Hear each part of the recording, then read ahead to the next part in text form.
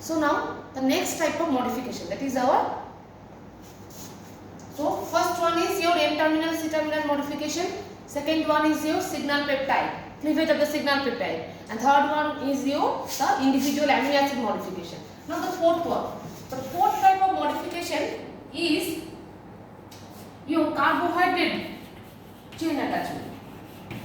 Some oligosaccharide groups, carbohydrate attachment. So carbohydrate when attached with protein, this is known as glycoconjugate or glycoprotein. This is known as glycoprotein formation. So this carbohydrate may be attached with the asparagine residue or may be attached with serine or threonine residue. If this carbohydrate is attached with asparagine residue of the protein, then this is known as the N-linked glycoprotein. N-linked glycoprotein. Okay. Okay students, so carbohydrate or oligosaccharide chain is attached with protein. If the linker is asparagine, with asparagine molecule, if this carbohydrate is attached, then it is known as N-linked glycoprotein. Okay, and if this carbohydrate is attached with the serine or threonine residue of protein, then this is known as your O-linked glycoprotein. So glycoproteins are mainly of two types. One is main two types, three types are there. But I will discuss in detail in the glycoprotein class. But today it is a modification only. So what type of modification in protein? The protein may be attached with some carbohydrate, the oligosaccharide chain. This oligosaccharide or the carbohydrate may attach with the asparagine residue of protein. Then this linkage is known as N linkage because asparagine has N. Okay, now it is so here it is called N linked glycoprotein. And if this carbohydrate is attached with serine or threonine residue, then this is called O-linked glycoprotein or O-linked glycoprotein. So here, this is also one type of post-translational modification. That is, with the protein, some carbohydrate residues may attach via N-linked or via O-linked. Now, the next, fifth is your attachment of isophenyl group. Attachment of isophenyl group. Among the isophenyl group, one example is your farnesyl. You know the farnesyl? Farnesyl pyrophosphate, where you get it? Recapitulate. Where you get it? The farnesyl pyrophosphate? In which pathway? Geranyl, farnesyl, all these are isoprene derivatives.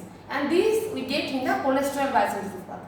So this farnesyl is one important. So isoprenylation of protein. Isoprenylation of protein is the post-translational modification. One important example is attachment of farnesyl group with which rash protein. So rash protein is now attached with farnesyl group. What is the linkage? Here with this linkage is a thioester link. That is the cysteine group of the protein is mainly involved in this thioester linkage formation. Rash protein attached with farnesyl group. What are the protein which are attached with farnesyl group? It may be rash protein, it may be rash oncogene, G protein,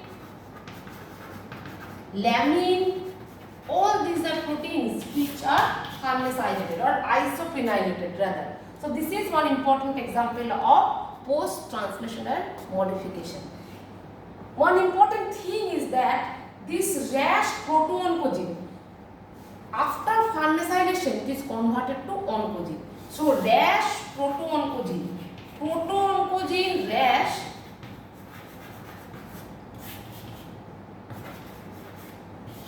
is converted to oncogene after this farnesylation.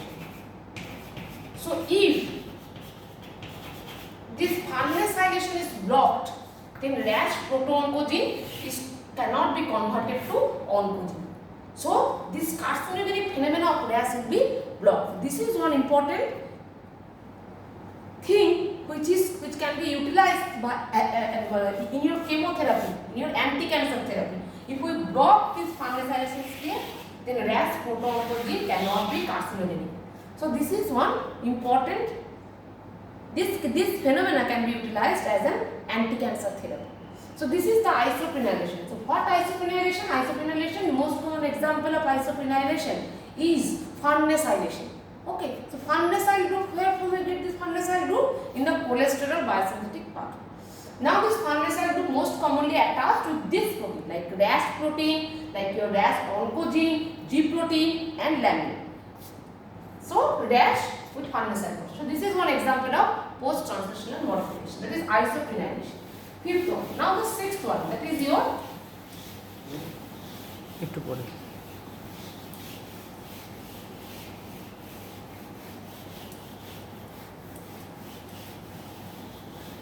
attachment of prosthetic group.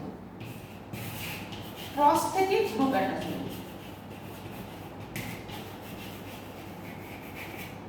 So these prosthetic groups are also attached with protein after translation. Like most common example is heme. This heme prosthetic group attached with cytochrome C, hemoglobin. Globin is the protein and heme is the prosthetic group. So this heme is attached after translation with the globin chain. Okay, cytochrome C here also, this is one important example of post-translational modification. Like your biotin attached with the enzyme acetyl-CoA carboxylase. What is the function of acetyl-CoA carboxylase? Student, recapitulate. What is the function of acetyl-CoA carboxylase? In which pathway? Acetyl-CoA carboxylase is utilized for conversion of acetyl-CoA to malonyl-CoA in the fatty acid biosynthesis pathway. So you all know biotin is important here. Biotin is needed in any type of carboxylation reaction except two. That is, first is in your gamma carboxyglutamate formation and second in your DNA purine synthesis pathway. There is one step where carboxylation occurs without biotin. So here biotin is utilized in the acetyl-CoA carboxylate. It acts as a prosthetic group for this enzyme, and this also attached after translation. So these two are the main example of prosthetic group attachment after translation. It is your heme which bind with hemoglobin and cytochrome C after translation, and also biotin which is attached with acetyl-CoA carboxylase after translation. So this. Now the seventh one is your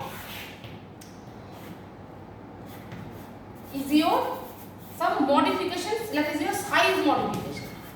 We all know, like if we consider the size of insulin, that is your pre-proinsulin, then proinsulin and then the insulin. Okay, so size of the molecule which is rather a large size. So after this post-translational modification, they become a smaller size, that is your active conformation. And seventh and eighth one is your disulfide linkage formation. These also occur after translation. So these are the modification which occurs post-translationally within the protein, and they make the protein in their active form. They convert the protein to their native conformation or active conformation. Among this modification, some bonds may include like hydrogen bond, hydrophobic interaction, ionic interaction. And the folding is occurred within the protein. And some other modification also occurs in the protein. Like first of all, your N-terminal and C-terminal modification. Second is your cleavage of the signal sequence. Third is your individual amino acid modification. Among this individual amino acid modification, the most common are phosphorylation, carboxylation and your methylation.